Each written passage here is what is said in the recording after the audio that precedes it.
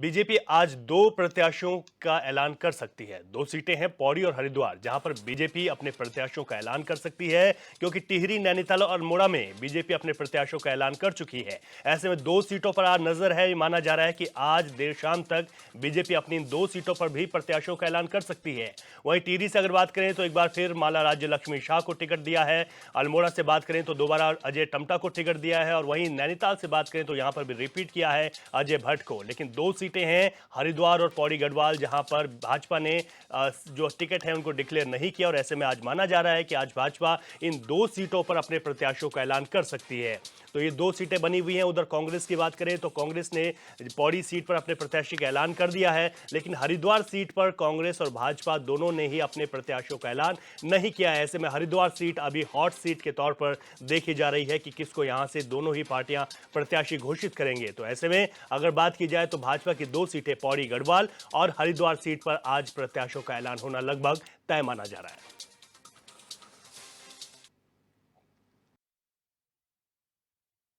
कल central parliamentary board की बैठक हो चुकी है। मुझे लगता है आज सायंकाल तक हमारी बाकी की दो सीटें हरिद्वार और जो हमारी पौड़ी की सीट है उसकी भी घोषणा हो जाएगी। और कार्यकर्ता उत्साहित है। हमारे जो घोषित प्रत्याशियों का पूरे क्षेत्र में जाना हो चुका है, वो अपने कार्यक्रम उनके द्वारा भी बन रहे, पार्टी द्वारा उनके कार्यक्रम तय हम लोग तय कर रहे हैं। अभी राष्ट्रीय नेताओं की सभाएं के कार्यक्रम भी हमारे बीच बनेंगे। तो सब प्रकार से पार्टी इस बार हैट्रिक को प्रचंड बहुमत से बनाने के लिए तैयार है।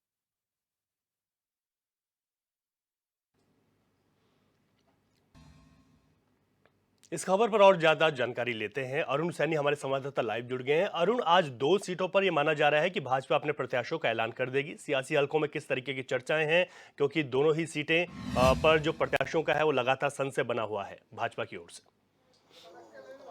जी रवि, बिल्कुल लोकसभा चुनाव जिस तरीके से नज़दीक आ रहा है, लोकसभा चुनाव की घड़ी नज़दीक आ रही है, ऐसे में प्रत्याशियों के चयन को लेकर जिस तरीके से तमाम राजनीतिक दल अपनी तैयारियों में जुटे हुए हैं। और भारतीय जनता पार्टी की अगर बात करी जाए तो भारतीय जनता पार्टी ने अपनी पहली सूची जो है वो जारी कर दी है, जिसमें कि 195 प्रत्याशियों की जो है भारतीय जनता पार्टी ने घोषित किए। वहीं उत्तराखंड की 3 सीटों पर भारतीय जनता पार्टी ने अपने प्रत्याशी घोषित किए, और जिसमें कि तीनों सीटों पर जो है टिहरी, अल्मोड़ा और नैनीताल पर प्रत्याशी जो है रिपीट किए गए हैं। तो वहीं अभी दो सीटें ऐसी है हरिद्वार और पौड़ी, जिसमें अभी तक भारतीय जनता पार्टी जो है अपने प्रत्याशी घोषित नहीं कर पाई है। हालांकि लगातार जो है बैठक चल रही है और पूरे कशमकश का माहौल जो है इन दोनों सीटों पर भारतीय जनता पार्टी में भी जो है देखने को मिल रहा है।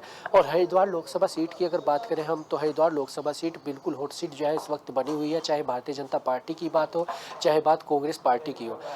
भारतीय जनता पार्टी की बात करें तो हरिद्वार लोकसभा सीट से भारतीय जनता पार्टी के वर्तमान सांसद डॉक्टर रमेश पोखरियाल निशंक जो है वो भी अपनी दावेदारी कर रहे हैं। और उन्हीं के साथ साथ जो है भाजपा के वरिष्ठ नेता और पूर्व सीएम त्रिवेंद्र सिंह रावत भी जो है हरिद्वार से दावेदारी पेश कर रहे हैं। तो वहीं पूर्व काबीना मंत्री यतीश्वरानंद गिरी अपनी दावेदारी हरिद्वार से पेश कर रहे हैं। पूर्व प्रदेश अध्यक्ष और वर्तमान में विधायक मदन सिंह कौशिक भी जो है अपनी दावेदारी पेश कर रहे हैं। और हरिद्वार सीट पर करीब 7 दावेदार जो है भारतीय जनता पार्टी की तरफ से हैं। तो ऐसे में जो है काफी कशमकश का माहौल जो है हरिद्वार सीट पर देखने को इस वक्त मिल रहा है। तो वहीं अगर पौड़ी लोकसभा सीट की बात की जाए तो पौड़ी लोकसभा सीट से भी जो है करीब 10 दावेदार भारतीय जनता पार्टी की तरफ से हैं, जिसमें कि पूर्व कैबिनेट मंत्री धन सिंह रावत, पूर्व कैबिनेट मंत्री सतपाल महाराज, सांसद राज्यसभा सांसद रहे अनिल बलूनी, उन्हीं के साथ साथ जो है वर्तमान सांसद तीरथ रावत, महिला मोर्चा की महामंत्री दीप्ति रावत, इन सभी के समेत जो है करीब 10 दावेदार जो है पौड़ी लोकसभा सीट से भी है। तो ऐसे में 17 जो है दावेदार है इन दोनों सीटों पर भारतीय जनता पार्टी की तरफ से। और काफ़ी जो है इसी को लेकर काफ़ी कशमकश का माहौल भी जो भारतीय जनता पार्टी में। हालांकि भारतीय जनता पार्टी के प्रदेश अध्यक्ष का कहना है कि केंद्रीय पार्लियामेंट्री बोर्ड की जो है वो बैठक हो चुकी है और अभी आज कल में ही जो है प्रत्याशियों का नाम इन दोनों सीटों पर फाइनल हो सकता है। तो वही बात कांग्रेस पार्टी की करी जाए तो कांग्रेस पार्टी भी जो है 3 सीटों पर अपने प्रत्याशी घोषित कर दिए हैं, जिसमें से कि अल्मोड़ा सीट से प्रदीप टमटा को चौथी बार पार्टी ने जो है टिकट दिया है। तो वहीं टिहरी से एक चौंकाने वाला फैसला जो है कांग्रेस पार्टी ने लिया है। जिस तरीके से प्रबल दावेदार प्रीतम सिंह माने जा रहे थे, लेकिन वहां पर जोश सिंह गुनसोला जो कि 2 बार मसूरी से विधायक रह चुके हैं और वरिष्ठ नेता है कांग्रेस के, उन्हें पार्टी ने टिकट दिया है और उन पर विश्वास इस बार जताया है। और वहीं पौड़ी लोकसभा सीट से जो है गणेश गोदिया जो कि पूर्व प्रदेश अध्यक्ष है और वो भी 2 बार जो है विधायक रह चुके हैं। ठीक कहा आपने, लेकिन जिस तरीके से ये देखा जाए, जैसे कि आपने जिक्र किया टिहरी सीट का, क्योंकि प्रीतम सिंह दावेदार माने जा रहे थे, लेकिन प्रीतम सिंह ने खुद कह दिया था कि मैं चुनाव नहीं लड़ूंगा। ये वजह रही कि जोत सिंह गुनसोला जो विधायक रहे उनको सीधे चुनावी मैदान में उतार दिया गया। हालांकि वो जो है इस वक्त जो है मसूरी से भी अपनी विधायक नहीं बचा पाए थे, वो हार गए थे। दूसरी तरफ अगर बात करें पौड़ी सीट पर, पौड़ी सीट में आपने जिक्र किया भाजपा की ओर से धन सिंह रावत का, क्योंकि अभी जब लोकसभा चुनाव पर एक नजर डाले तो उस पर बड़ा दिलचस्प मुकाबला हुआ था। धन सिंह रावत भले ही वहां से जीत गए थे, लेकिन मार्जिन बहुत कम था। दूसरी तरफ कांग्रेस के वहां पे गणेश गोदियाल है, तो क्या इस तरफ भी ये समीकरण बन रहे हैं कि धन सिंह रावत को यहां से चुनावी मैदान में उतार दिया जाए? भाजपा ऐसा भी कर सकती है, बड़ा दिलचस्प जो है यहां पर चुनाव हो जाएगा।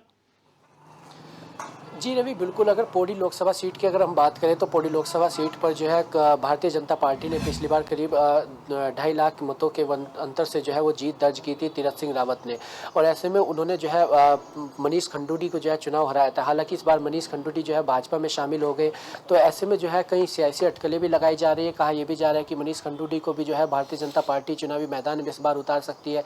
तो वहीं अगर बात की जाए गणेश गोदियाल की, तो श्रीनगर में जो विधानसभा चुनाव अभी हुए थे, तो श्रीनगर लोकसभा विधानसभा सीट से गणेश गोदियाल चुनाव लड़े थे। हालांकि उनमें 500 कुछ वोट से ही जो है वो चुनाव हारे थे। काफी कड़ी टक्कर जो है देखने को मिली थी श्रीनगर विधानसभा सीट पर। तो ऐसे में धन सिंह रावत भी अपने दावेदारी वहां से पेश कर रहे हैं। हालांकि पार्टी में 10 दावेदार है, और जो भी दावेदार पौड़ी लोकसभा सीट से हैं, काफी दिग्गज दावेदार जो है पौड़ी लोकसभा सीट से हैं, चाहे विधानसभा अध्यक्ष रितु खंडूड़ी की बात हो, या कैबिनेट मंत्री सतपाल महाराज की बात हो, कैबिनेट मंत्री धन सिंह रावत, राज्यसभा सांसद है अनिल बलूनी, वर्तमान सांसद तीरथ रावत, महिला मोर्चा की महामंत्री दीप्ति रावत। तो इस समेत कई दावेदार, यहाँ तक कि पूर्व सीएम और वरिष्ठ नेता त्रिवेंद्र सिंह रावत भी जो है पौड़ी से अपनी दावेदारी पेश कर रहे हैं। त्रिवेंद्र सिंह रावत पौड़ी और हरिद्वार दोनों लोकसभा सीटों से जो है अपनी दावेदारी पेश कर रहे हैं। तो इसी को लेकर जो है पार्टी में भी कसमकश का पूरा माहौल है, और ऐसे में जो है यह भी देखना होगा। हालांकि अगर पार्टी धन सिंह रावत को वहां से टिकट देती है तो काफी जो है टफ मुकाबला जो है वहां पर देखने को मिलेगा। लेकिन अभी जिस तरीके से आज और कल में ये जो संशय के बादल है वो भी छटेंगे, और जिस तरीके से पार्टी किसे प्रत्याशी वहां पर बनाती है इसका भी जो है फैसला हो जाएगा। लेकिन कांग्रेस पार्टी ने पौड़ी लोकसभा सीट से पहले प्रत्याशी उतारकर जो है गणेश गोदियाल को जिस तरीके से प्रत्याशी बनाया है, और पहली बार जो है गणेश गोदियाल लोकसभा का चुनाव लड़ रहे हैं, तो ऐसे में एक मनोवैज्ञानिक बढ़त कांग्रेस ने भारतीय जनता पार्टी पर इस वक्त जो है वो बना ली। बिल्कुल ठीक कहा अरुण, आपने बिल्कुल ठीक कहा, क्योंकि अगर हम बात करें तो जिस तरीके से प्रदीप टमटा को चुनावी मैदान में जो प्रत्याशी बनाया गया अल्मोड़ा से, प्रदीप टमटा के नाम रिकॉर्ड है हारने के, बहुत सारे चुनाव वो हार गए हैं। उसके बावजूद अगर टिहरी सीट पर बात करें तो जहां एक और माला राज्य लक्ष्मी शाह हैं भाजपा की ओर से, वहीं जोत सिंह गुनसोला का वहां से जो उन्होंने दावेदारी की थी उनको दे दिया गया। इसके पीछे की वजह मानी जा रही है कि प्रबल दावेदार प्रीतम सिंह थे, चुनाव लड़ने से मना कर दिया, इसलिए गुनसोला जो जोत सिंह गुनसोला है उनको वहां भेज दिया गया है। तीसरी जो हम बात कर रहे हैं पौड़ी सीट पर, वहां पर गणेश गोदियाल को एक प्रबल हम देख रहे हैं कि दावेदार वहां पर माना जा रहा है, और क्योंकि समीकरण वहां पर इस तरीके के बन सकते हैं। क्या अब दूसरी तरफ भाजपा के सामने अरुण इसको लेकर कितनी बड़ी चुनौती है, क्योंकि त्रिवेंद्र सिंह रावत को जिस तरीके से दोनों सीटों पर दावेदारी की है, एक तरफ सांसद अनिल बलूनी का नाम भी जो है सामने आ रहा है, और तीसरी अगर बात करें तो रमेश पोखरियाल निशंक हैं, उनकी भी पूरी दावेदारी है। तो यहाँ पर एडजस्टमेंट को लेकर कितनी दिक्कतें आ सकती हैं? जी रवि, बिल्कुल। देखिए, अल्मोड़ा सीट की अगर हम बात करें, अल्मोड़ा सीट से प्रदीप टमटा को कांग्रेस पार्टी ने चौथी बार मैदान में उतारा है, और अल्मोड़ा सीट के अगर 2017 के जो विधानसभा चुनाव हुए थे उसमें 2 विधानसभा सीटें कांग्रेस के पास थी, और जब 2022 का विधानसभा चुनाव हुआ तो 5 विधानसभा सीटें जो है कांग्रेस के पास इस वक्त है।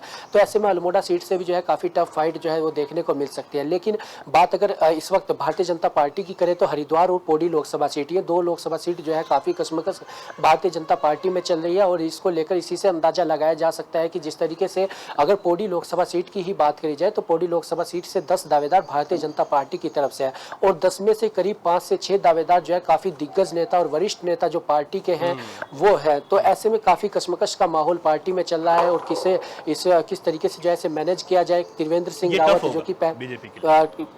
रावत जो कि बिल्कुल अपनी दावेदारी पौड़ी लोकसभा सीट से भी कर रहे हैं, हरिद्वार लोकसभा सीट से भी कर रहे हैं, तो ऐसे में उन्हें किस तरीके से एडजस्ट किया जाता है। रमेश पोखरियाल निशंक जो कि वर्तमान में सांसद भी है, वो भी अपने दावेदारी कर रहे हैं। तो काफी जो है दिक्कतें भारतीय जनता पार्टी में भी काफी, और यही वजह भी है कि भाजपा ने इन 2 सीटों पर प्रत्याशियों का ऐलान नहीं किया था, और अब जाकर कुछ समीकरण बन रहे हैं कि किस तरीके से भाजपा यहाँ पर प्रत्याशियों का ऐलान कर दिया। अरुण, आपका बहुत शुक्रिया, आपने तमाम जानकारी हमारे